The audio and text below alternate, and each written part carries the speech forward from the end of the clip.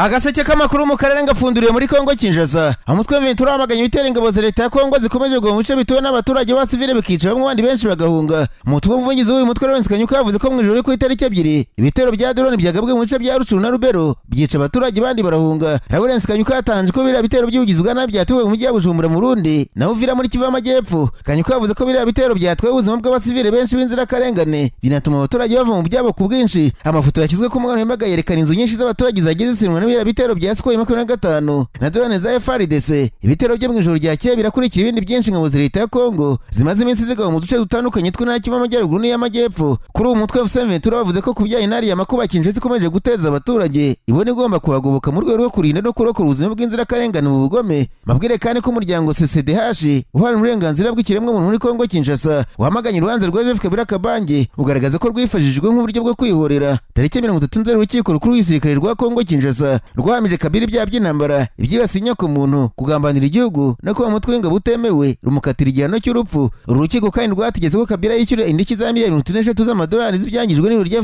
Ventura kuko ngo niwe muyobozi waryo. Umuyobozi wa CCDH Elwa Rubiransam yatangaje ko urubanza rwa Kabila rwaranzwe no kubogama kudaburega uburenganzira bwo kwiregura kandi ko bugaragaramo kwihorera. Ati ubutabera ntibukwiye kuba igikoresho cya politiki cyangwa se igikoresho cyo kwihorera. Umunyamabanga wungirije w'ishyaka PPRD rya Kabila Ferdinand Kambere yatangaje ko urubanza rwari rugamije gucecekesha abatavuga ubutegetsi bwa Tshisekedi kandi ko rusebye igihugu. Ati urubanza nta kindi rugamije kitari gucecekesha umugabaranira ubwiyunge amahoro na demokarasi mu gihugu rushingiye ku mpamvu za politiki kuguhamya ibyaha by'amaherere kandi rugamije gucecekesha iguri gitavuga n'ubutegetsi. Kabila yategetse Kongo imyaka 18 asimburwa na Tshisekedi. Tariki 2 Nzeri yatangaje ko byari akomeje gushinjwa muri urubanza byose bishingiye ku kinyoma. Mbabwire kandi ko mu mujyi wa Beni mu murwa mukuru w'agateganyo Kivu y'Amajyaruguru kuwa kabiri hawe imyigaragambyo y'abasirikare ba Repubulika ya Demokarasi ya Kongo bavuze ko bamaze amezi 8 badahembwa. Abigaragambye bahagaritse gato urujya n'uruza ku muhanda wa Beni Kasindi cyane cyane kuri Weriere Paida. Imyigaragambyo yabayemo ibikorwa bimwe na bimwe birimo kwangiza inzugi z'amaduka hamwe n'ubusahuzi. Umwe mu bigaragambye wari ufite umujinya yumvikana avuga ati twavuye muri Petit Nord kuva twajya hano Beni ubu tumaze amezi 8 ariko umushahara wacu nuraza badusubiza uburenganzira bwacu. Sensitive ya kumutwe ushinzwe umwitwarire mu gisirikare cyangwa se military police baje guhagarika imyigaragambyo no kugarura umutekano.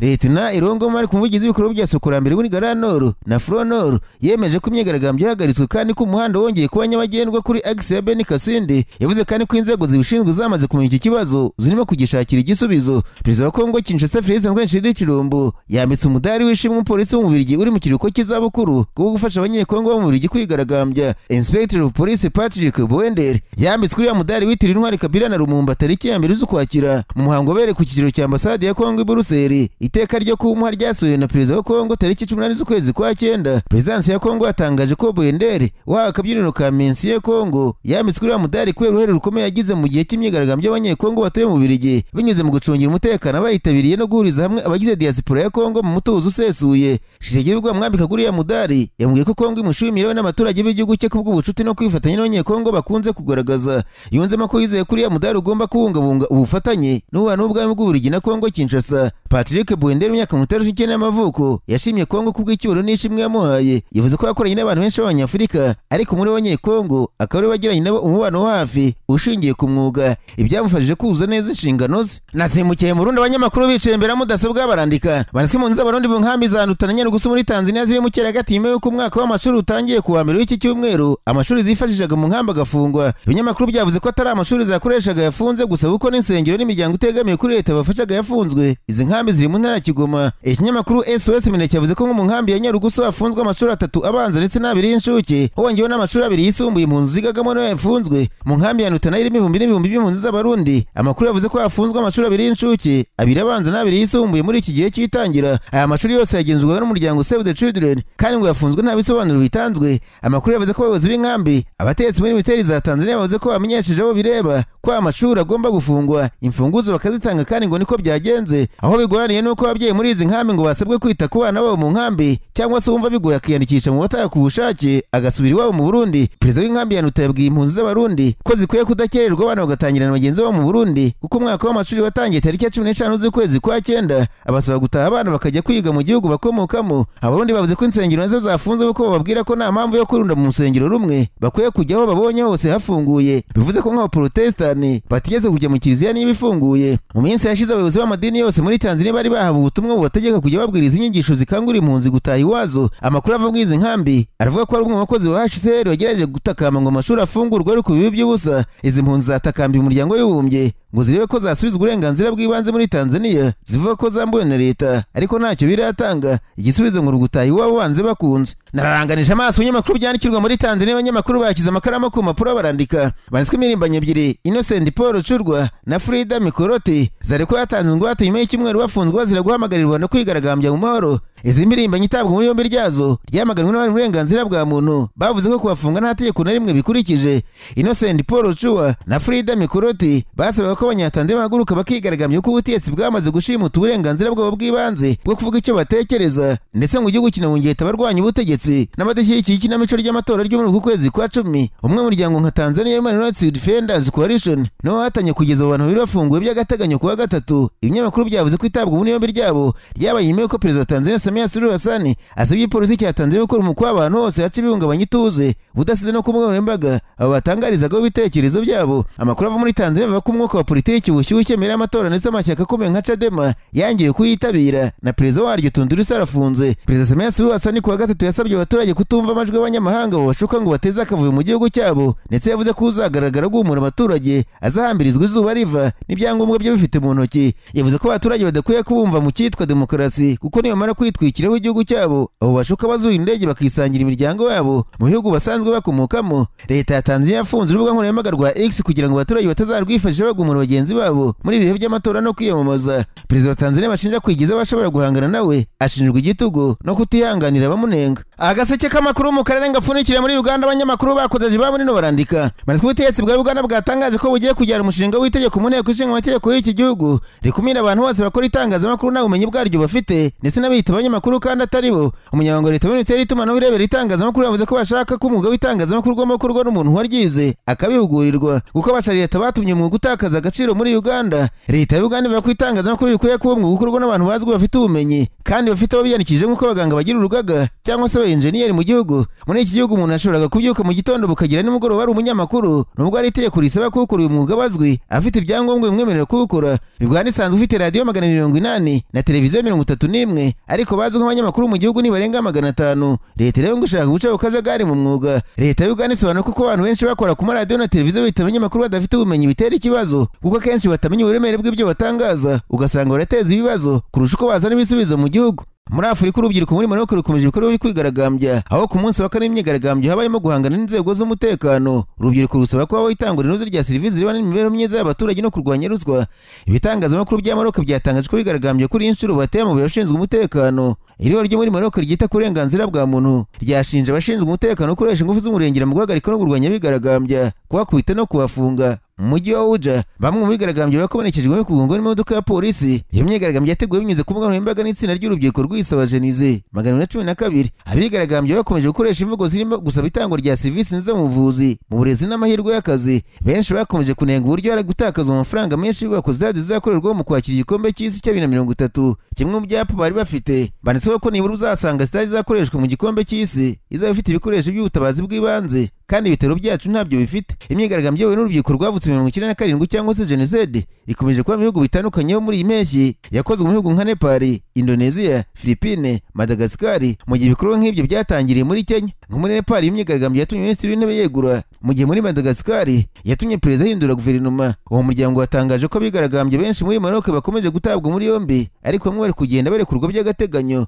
Guverinoma ya Maroc yasohoye itangazo igaragaza ko yiteguye kujyana ibiganiro n'urubyiruko bigamije gushaka igisubizo kirambye ku bibazo ruri kugaragaza. Naho abagore bahoze ari abasirikare mu ngabo za Amerika ntibemeranya n'ibyavuzwe na Minisitiri w'Ingabo Peter Hegez watangaje ko bisabwa mu mirimo ijyanye no kurwana ku rugamba bizasubira ku rwego rwo hejuru cyane rwa kigabo. Bavuga ko bisabwa byamye uri ku rwego rumwe haba ku bagabo no ku bagore. Elisa Kadner wamaze imyaka 10 ari umusirikare mu ngabo za Amerika zirwanira mu mazi yabwiye ati nta rumwe muri twe wigeze na rimwe asaba gufatwa mu buryo bwihariye. Mu ijambo yagejeje ku bajenerali baherwa mu magana kuwa kabiri, Minisitiri Hegez yongeye gusubiramo imyemerere ko igisirikare cyakize ibisabwa ku rwego rwo hasi mu rwego rwo kwakira abagore kuko kubera impamvu byashyize abasirikare mu kaga. yavuze ko amabwiriza mashya yazagarura ibisabwa bikajya ku rwego rwo hejuru cyane. Ati niba ibyo bisobanuye ko n'abagore bashoboye imirimo yo kurwana bizabe bityo, yashimangiye ko abagore batazahezwa mu ngabo burundu. Muri Mutarama uyu mwaka yigeze wahoze atanga ibitekerezo ku makuru kuri televiziyo Fox News yo muri Amerika, yemejwe na Sena bigoranye kugira ngo ibiro bikuru by'ingabo za Amerika. Igihe byabaye ngombwa ko Vice President J.D. Vance aba ari gutanga ijwi rya gacampaka, mu gihe abagize inteko ishinga amategeko benshi batakozwaga ibitekerezo bye ku bagore bari mu gisirikare no ku budasa bw'abantu. Kwa kabiri yabwiye abajenali ko yohereje ubutumwa bwo kuri email bukubiyemo amabwiriza 10 arimo ibisabwa byo ku rwego rwa kigabo. Bamwe mu bagore bahoze mu ngabo za Amerika bagize umujinya mwinshi mu butumwa bwa video yatangaje ku rubuga nkoranyambaga rwa Instagram. Amy McGrath wahoze ari umupilote w'indege z'intambara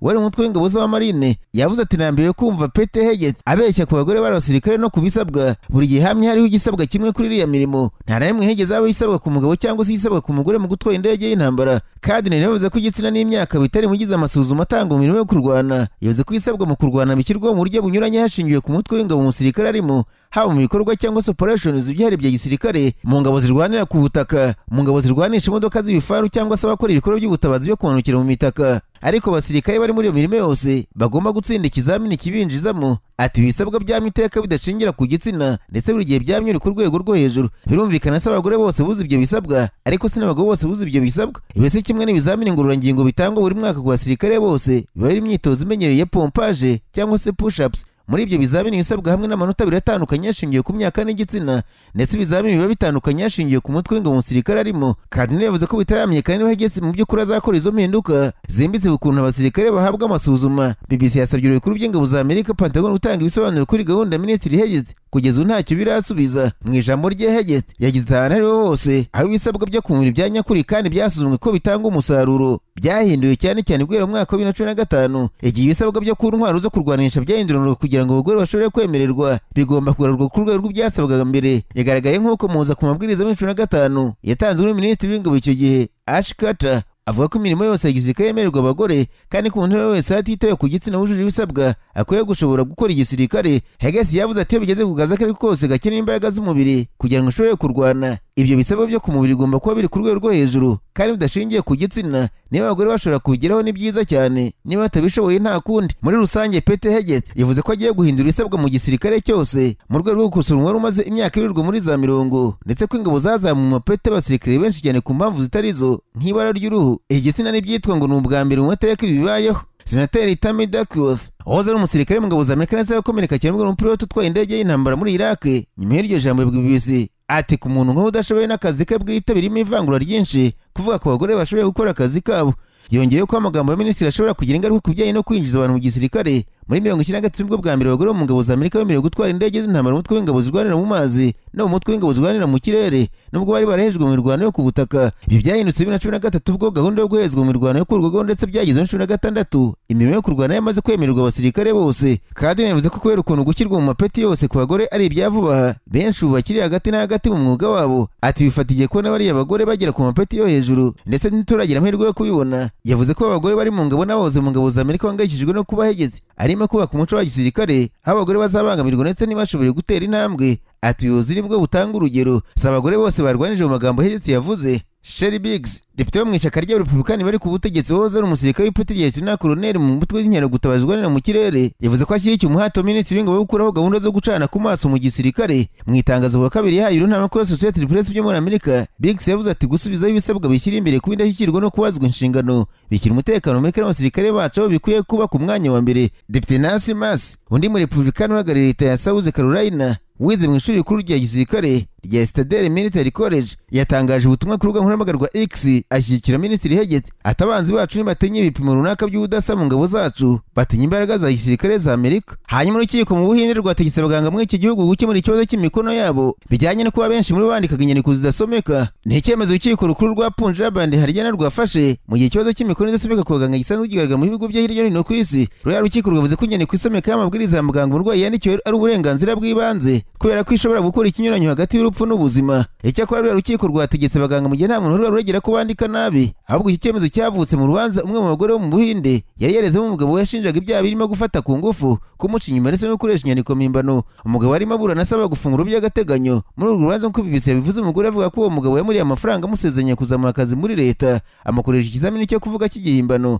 ndetse amukoresha imibonano mpuzabitsina. n'ibyaha uregwa ahakanye agaragaza ko yari asanzwe ufitanye umubano n'uriya mugore ndetse ko urubanza rwavutse kubera amakimbirane ashingiye ku mafaranga. Umucamanza urimo buranisha ruriya rubanza yavuze ko ubwo barebaga iriya raporo ya muganga wemewe na leta usuzumye uriya mugore yabonye itumvikana. Ati raporo yashigesha umutimanama w'uru rukiko kuko nta jambo na rimwe risomeka. Bisebuze ko inyandiko y'amapaje abiri y'icyemezo cya muganga yabonye idasomeka. Umucamanza yungamo ati muri iki gihe ikoranabuhanga na mudasobwa byoroshye kugerwaho, birabaje ko abaganga ba leta bacyandikisha amabwiriza imikono idashobora gusomwa n'umuntu n'umwe ahari usibye bamwe mu baganga mu by'ubutabire. Urukiko rwahise rusaba guverinoma y'Ubuhinde gushyira amasomo yo kwandika neza muri nteganyanyigisho y'amasomo y'ubuvuzi no gushyiraho ingengabihe y'imyaka ibiri yo kwandika amabwiriza ba muganga hakoreshejwe ikoranabuhanga. Umucamanza yategetse kandi ko mbere y'uko ibyo bitangira gukorwa abaganga bajya bandika imikono isomeka bifashishije inyuguti nkuru. Hanyuma kwa gatatu indege ebyiri zaragonganye n'uko ku kibuga cy'indege cya LaGuardia hakomereka byibuze umuntu umwe mu byo abayobozi bavuze ko ari impanuka ku muvuduko muto nk'uko byatangajwe n'ubuyobozi bushinzwe ibyambu bya New York ndetse na New Jersey. Ngo impanuka yari hagati y'indege ebyiri za Delta Airline zari zitwaye abagenzi n'abakozi 93 bose hamwe